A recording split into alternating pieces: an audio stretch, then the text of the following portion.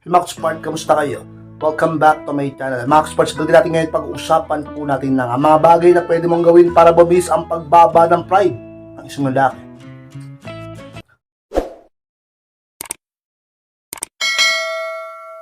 At kung handa na kayong lahat, ay masarap po tayo. At muli, be inspired!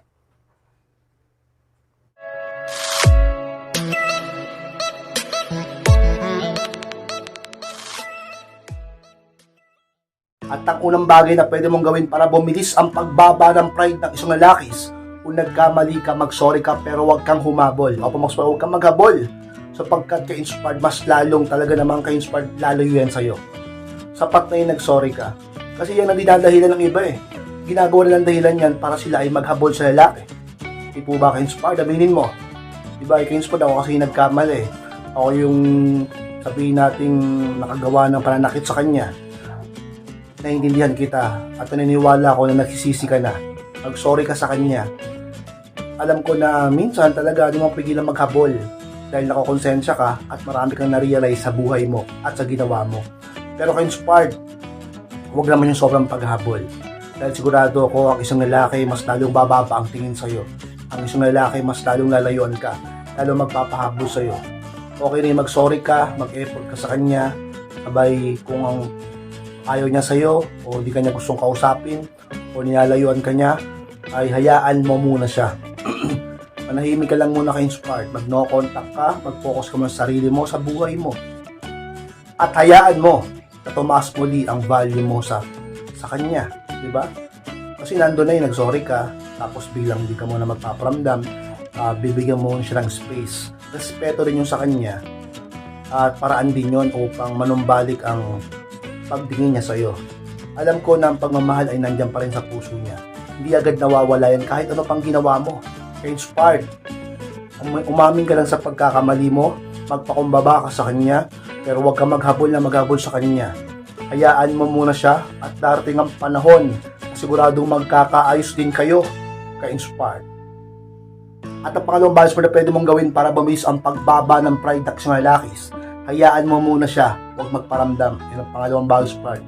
Alam niyo mga ka-inspired, kung ang isang lalaki napakataas ng pride sa'yo, kung ang isang lalaki lagi kang binabalewala, kung ang isang lalaki napakayabang sa'yo, napakatigas ng puso sa'yo, talaga namang wala siyang pakialam sa nararamdaman mo, kahit alam niya nasasaktan ka, kahit alam niyang ginagawa mo naman ang lahat para sa kanya, kahit alam niyang ginagawa mo naman ang lahat para sa inyong relasyon, talaga namang ka-inspired, mababa ang tingin niya sa'yo, nagpapahabol sa'yo, sinasaktan ka palalo, wala siyang pakialam kahit umiiyak ka, kahit napapahiya ka, kahit nasabihin natin hirap na hirap ka na, wala pa rin siyang pakialam sapagkat sobrang taas ng pride niya. Ka-inspired, bakit kaya ganun? Pinapakita ko naman sa kanya, pinaparamdam ko naman sa kanya na paglalaban ko siya, mahal ko siya. May mga bagay lang po kasi kami hindi pinagkaunawaan eh. Pinagsisisihan ko naman po lahat eh. Alam nyo mga ka-inspired, talaga namang hindi bibilis ang pagbaba ng pride niyan kung nasasarapan siya sa paghahabol mo sa kanya at hindi mo siya binibigyan ng pagkakataon ka-inspired na manumbalik ang halaga mo sa puso niya. Ka-inspired, paano ko ba gagawin yan? Hayaan mo muna siya. Huwag ka muna magparamdam sa kanya. Sa isang pinaka talaga namang magandang paraan upang ang isang lalaki ay bumaba ang pride niya sa iyo. Kaya tumataas ang pride niyan sapagkat alam niyang nandiyan ka, habol niyang habol sa kanya at baliw na baliw sa kanya. Kaya hindi lumalambot ang puso niyan sapagkat ka-inspired nakikita niya na ginagawa mo lahat para sa kanya. Pero pag tumigil ka, hindi ka muna magparamdam, nag-focus ka muna sa sarili mo, nakita niyang masaya ka, nakita niyang okay ka, nakita niyang hindi ka naapektado, nakita niyang wala kang pakialam sa kanya, nakita niyang hindi ka na nagpaparamdam, nakita niyang hindi mo na siya kinakausap, hindi mo na siya kinakamusta, at wala ka ng pakialam kahit wala siyang message sa'yo, ang isang lalaki ay magsisimulang mag-isip tungkol sa'yo at magsisimulang makaramdam ng pag-ibig sa'yo sapagkat ka-inspired. Ang pag-ibig niya sa'yo ay nandun pa rin naman, natabunan lang ng galit, natabunan lang ng distraction, natabunan lang ng talaga namang mga bagay na hindi nyo pagkakaunawaan, pero sigurado kung mahal ka pa rin niya, nalimutan niya lang yon. Hindi niya lang maramdaman yon sapagkat naghahabol ka sa kanya. Kung gusto mo ka-inspired, na muli niyang maramdaman yung pag-ibig na yun, natabunan. Natabunan lang yun yung pagmamahal niya sa iyo. Nandun pa rin yan. Akala niya wala na. Akala mo wala na. Pero totoo, nandun pa rin yan sa puso niya. Hindi ganun kadiling mawawala yun. Napakarami yung pinagdaanan. Marami kayong masayang alaala. Marami siyang ininvest sa iyo. At nakita niyang mahal mo rin siya. Ka-inspired upang manumbalik ang pagmamahal ng lalaki sa iyo at muling namang maramdaman niya ang pag-ibig sa iyo. Mawala ang mga sabihin nating mga humaharang sa puso niya. Upang makita ang halaga mo, ay kailangan bigyan mo siya ng pagkakataon na makita yon. Bigyan mo siya ng pagkakataon na maramdaman yon sa pamamagitan ng mawawala ka muna pansamantala sa buhay niya. At makikita mo ka-inspired ang isang lalaki sa katagalan ay muling magpaparamdam sa iyo, muling kakausap sa iyo, muling babalik sa iyo sapagkat ayos na. Alin ka-inspired? Anong ayos na? Naisip niya na. Alin po ka-inspired? Yung mga bagay-bagay na dapat nang maisip sapagkat binigyan mo siya ng pagkakataong maisip yun sa mga panahong di ka nagpaparamdam sa kanya.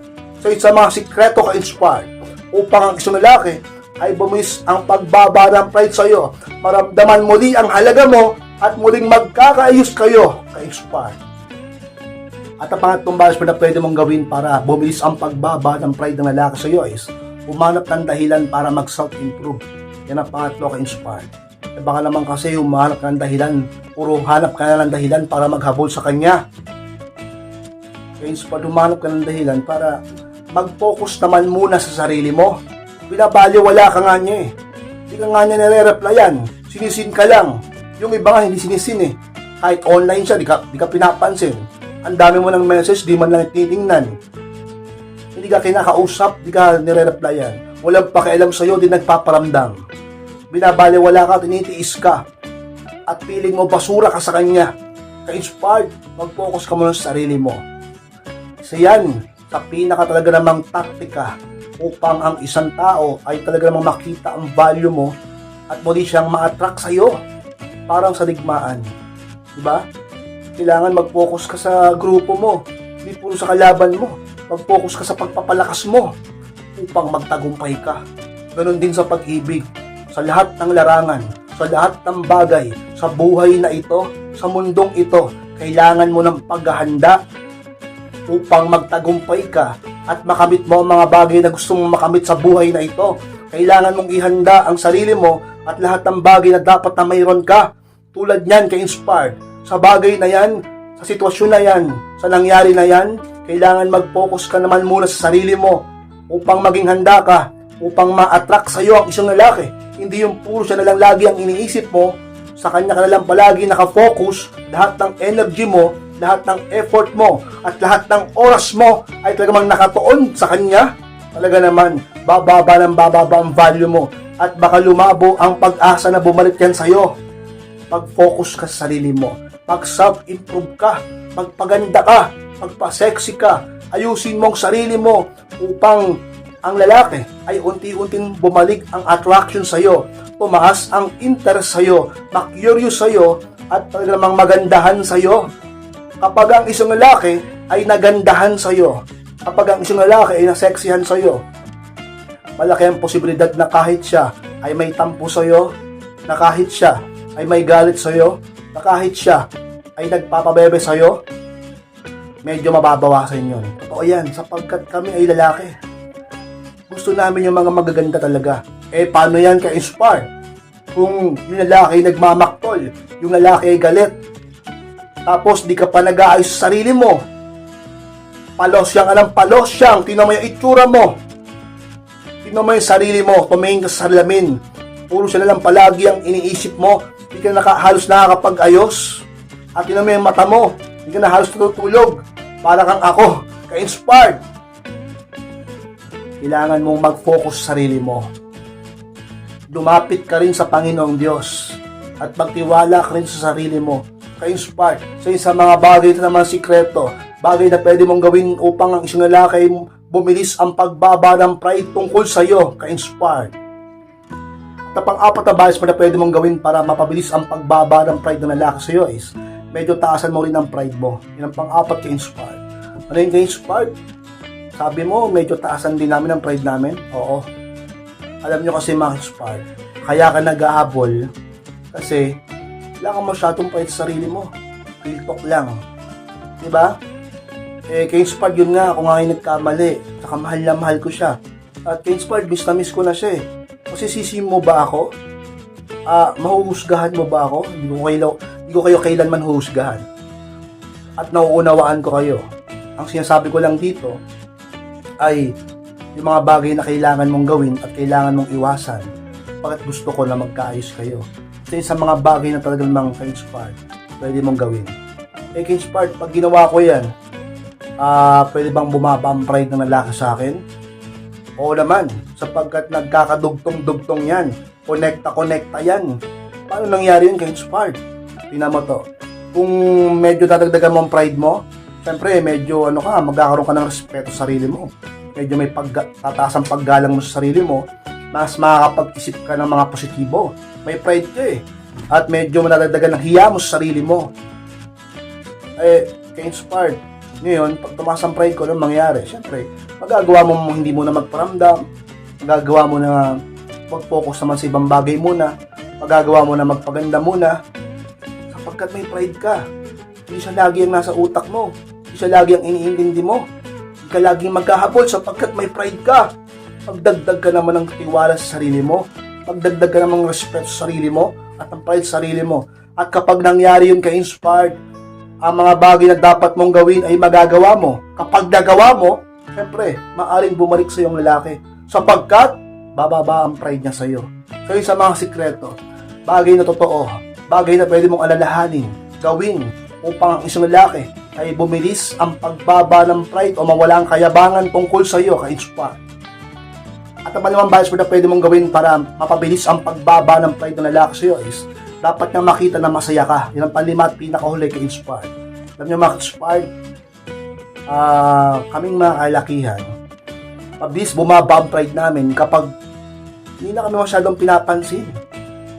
Mabilis bumaba ang pride namin kapag nakikita namin na yung taong dating naghahabol sa amin ay wala lang pakialam sa amin at masaya na sa ibang bagay o sa ibang tao. Ka-inspired. Yan ang ipakita mo.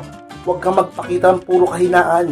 Huwag kang magpakita ng puro negatibo sa kanya. Yung lagi kang malungkot, nagpo-post ka ng mga kung ano-ano, nagpo-post ka ng mga talaga naman patama pa sa kanya, mga hugot, mga sad girl, sad post, talaga naman iwasan mo yan.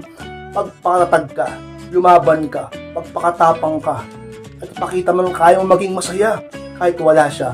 Kaya mo maging masaya sa buhay mo. Diba? Huwag mo ipakita sa kanya na sa kanya lang nakatuon ang kasiyahan mo na pag wala siya, hindi ka rin masaya? Ano yun? Bakit? Anong ko kayo? Nung hindi mo po siya nakikilala noon, nung bago mo siya makilala, di ba't masaya ka naman? Di ba't ang saya-saya mo? Nung hindi pa kayo nagkakakilala, nung hindi pa kayo nagkikita, nung wala pa siya sa buhay mo, di ba't kaya mo naman maging masaya? Bakit ngayon hindi mo kaya? Kaya mo pa rin yun. Nag-invest ka lang kasi.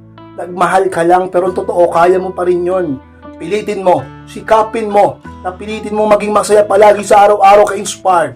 Lumapit ka sa Diyos, humanap ka ng inspirasyon sa paligid mo, tatagan mo ang loob mo, mag-isip ka ng positibo, at magkaroon ka ng pride sa sarili mo, at magtiwala ka sa proseso. Ang isang lalaki, sa katagalan ka-inspired, ay maaaring bumalik sa iyo sapagkat ang pride niya ay bubulusok pababa kapag nakita niyang masaya ka na at hindi ka na apektado at wala ka nang pakialam sa kanya. Ka-inspired. So mas po na maraming salamat mga sports pagtapos ng vlog na ito. Gusto mong kalimutan na mag-like, comment, share na rin po upang makatulong din tayo sa iba. Sa mga hindi pa po subscribe, ay pasubscribe na po mga sports at click na rin po notification bell upang maging update kayo pag may bago akong upload. Sa mga gusto magpa-coaching or magpa-advise, pakimessage lang po ako sa aking Facebook. Ayun po yung profile picture ko, FB ko, pakichat lang po ako. Ako po mismo mag-reply sa message nyo. Maraming salamat mga ka-sport. Mag-ingat kayong lahat. Mahal ko po kayo. At muli, be inspired!